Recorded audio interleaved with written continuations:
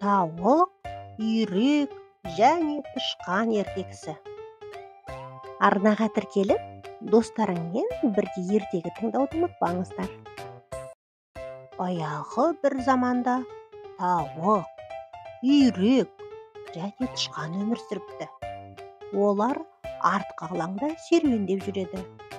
Күндердің бір күнінде тауық бидайдың бірнеше түйірін тауып алады. Бұған қатты қуанып, өзінің серіктеріне былай дейді: «Дәнек тауып алдым. Дәнектерді ұн қылдырып үгіту керек. Оны диірменге кім апарады?» «Мен емес», дейді үйрек. «Мен де емес», дейді тышқан.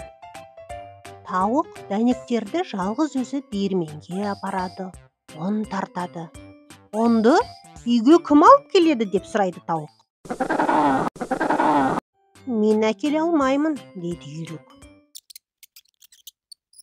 «Мен де әкеле алмаймын», дейді тышқан.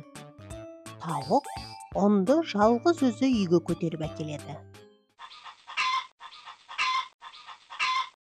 «Ал енді ұннан кім қамыр илейді?» деп сұрайды тауық. «Мен қамыр илемеймін», дейді үйрек. «Мен де илей алмаймын», дейді тышқан. Тауық өзі нан илейді. «Ал енді тандыр пештің астына кім от жағып қыздырады?» дейді тауық. «Мен пеш жаға алмаймын», дейді үйрек. «Мен де пеш жаға алмаймын», дейді тышқан.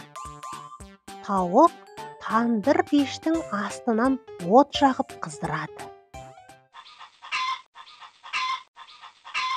«Таба нанды кебежеге кім салады?» деп сұрайды тауық. «Мен сала алмаймын», дейді үйрек.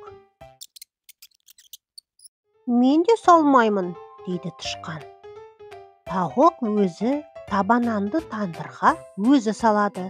Таба нан қызарып піседі. Тауық ыстық таба нанды дастарханға қойып, енді былай деп сұрайды: «Ыстық, дәмді таба нанды енді кім жейді?» дейді. «Мен» деп үйрек жүгіріп келеді. «Мен де жеймін» деп тышқан да жүгіріп келеді. «Жоқ, енді тоқтаңдар», дейді тауық. «Сендер еңбек еткен жоқсыңдар. Демек, таба нанды да жемейсіңдер», деп тауық таба нанды өзі жеген екен. Соңы. Ертегі ұнаса, достарыңызбен бөлісіп, арнаға тіркеліп, қолдап отыруды ұмытпаңыздар. Рахмет.